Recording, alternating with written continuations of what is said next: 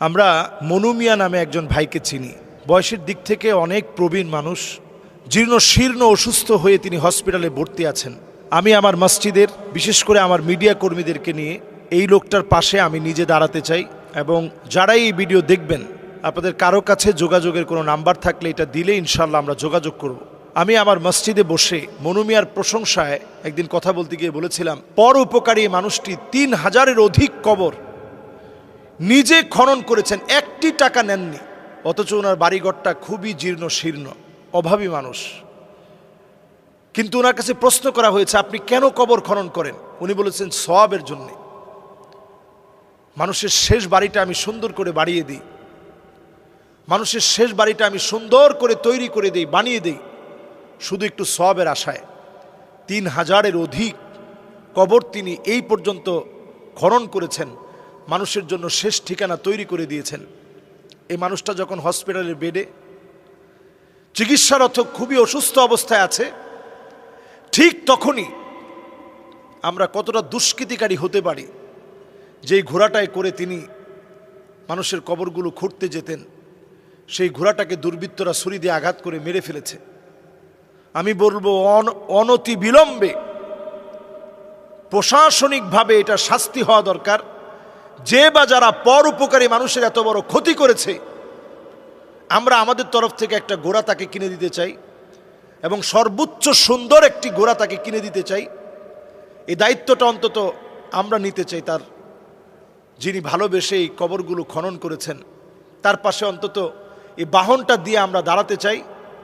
এবং আমরা পরিষ্কারভাবে বলবো, একটা প্রাণীকে যারা মেরে ফেলেছে হিংসার বশীভূত হয়ে, যেহেতু মনু মিয়া এখন ফেমাস হয়ে গেছে, সব মিডিয়া তার প্রশংসায় পঞ্চমুখ ছিল, এখন উনি যেই ঘোড়াটা দিয়ে পরিচিত হয়েছেন, ফেমাস হয়েছেন, অনেকে মনে করছেন যে এইটাকে মেরে ফেললে কবর খনন করে আমরা কিছু টাকা কামাবো, আর উনি তো এখন আর ফেমাস থাকবে না, অসুস্থ থেকে যদি সুস্থও হয়ে যায় তিনি আর হয়তো দাঁড়াতে পারবে না। কিন্তু আমরা তার পাশে দাঁড়াবো এবং বলবো, যেই লোকটা ফেমাস হওয়ার জন্য আসে নাই, আল্লাহ তাআলা তাকে এমনভাবে ফেমাস করবে, তাকে যখন ক্ষতি করা হবে ওই ক্ষতি দিয়েও আল্লাহ তাকে ফেমাস বানায় দিবে। এখন আপনি চিন্তা করেন, ওনার যে ঘোড়াটাকে মেরে ফেলা হয়েছে, জাতীয় প্রত্যেকটা মিডিয়াতে এটা নিউজ হয়েছে, আমরা সবাই জানি। তাহলে তারা তার ক্ষতি করে সামান্য ক্ষতি করতে পারে নাই। আল্লাহ যার উপকার করতে চায়, সারা দুনিয়া মিলে তার কোনো ক্ষতি করতে পারে না। আল্লাহ যার সামান্যতম যার উপরে রাগান্বিত হন, সারা দুনিয়া মিলে তার কোনো উপকার করতে পারে না। এই জন্য আমরা মনু মিয়ার পাশে আছি ইনশাআল্লাহ। এবং যে মানুষটা এইভাবে মানুষের বাড়িতে বাড়িতে ছুটে গিয়ে, বিভিন্ন প্রান্তে গিয়ে তিনি কবর খনন করতেন, এবং এসে নাম তারিখ দিয়ে তিনি ডিটেলস লিখে রাখতেন।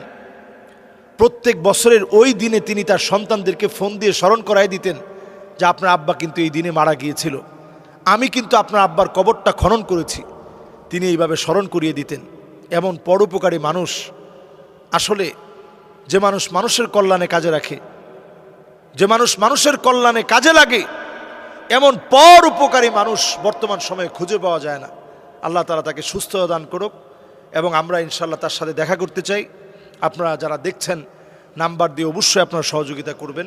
বাংলাদেশের ঝিনাইদহে একটা কবরস্থানে একটি কবর উত্তর দক্ষিণ থেকে পূর্ব পশ্চিমে হয়ে গেছে। এই বিষয়টা নিয়ে ফেসবুকে ব্যাপক আলোচনা হচ্ছে, আসলে এটা সম্ভব কিনা। এটা আমরা বাংলাদেশে কথিত বিভিন্ন কথার মধ্য দিয়ে, মানুষের বিভিন্ন কথন থেকে এই জাতীয় কথাগুলো অনেক সময় ফুটে ওঠে, যেটা বাস্তব পক্ষে গিয়ে খোঁজ নিলে দেখা যায় এর কোনো সত্যতা খুঁজে পাওয়া যায় না। এজন্য আমরা নিরেট এ জাতীয় হাবিজাবি কোনো তথ্য শুনে এগুলোকে সত্য মনে করার কোনো সুযোগ নেই। কাফা বিল মারই কাযিবান আই ইউহাদ্দিসা বিকুল্লি মা সামিআ, এটাই আপনার জন্য যথেষ্ট যে আপনি মিথ্যাবাদী। যা শুনবেন আপনি তাই বলবেন, যা শুনবেন তাই প্রচার করবেন, এতটুকুনি মিথ্যাবাদী হওয়ার জন্য যথেষ্ট। তা আমরা এটা অনেক সময় মনে করি যে বাংলাদেশে কোনো পীরের কবর হঠাৎ করে উত্তর দক্ষিণ থেকে উনি পূর্ব পশ্চিমে চলে গেছে। এমনও পীরের নাম শুনছি, উনি নাকি বলেই গেছে যে আমার কবরটা পূর্ব পশ্চিমে দিও। তো মুরিদানরা চিন্তা করছে যে আজীব ব্যাপার, কবর আবার পূর্ব পশ্চিমে দেয় কেমনে? কবর তো উত্তর দক্ষিণে দিতে হবে। তো পীর সাহেব হুজুরের কবরটা উত্তর দক্ষিণে দেয়া হলো।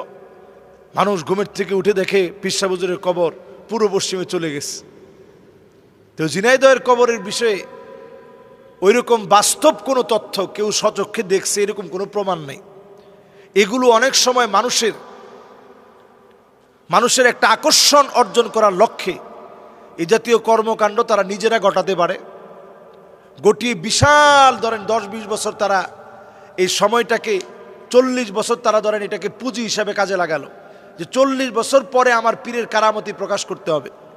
তো 40 বছর পরে হঠাৎ একদিন বলল যে তিনি স্বপ্ন দেখাইছেন যে খবরদার আমার কবর কিন্তু পূর্ব পশ্চিমে আছে, এটাকে উত্তর দক্ষিণে নেওয়ার চেষ্টা করবা না, কারণ আমার পায়ের নিচে কোনো একজন বুজুর্গ আছে, তো কোনো একজন বুজুর্গের এখানে পা চলে যাবে, এমন অন্যায় করা যাবে না, খবরদার, এই জন্য আমার কবরটা যেমনে আছে এমনি রাখতে হবে।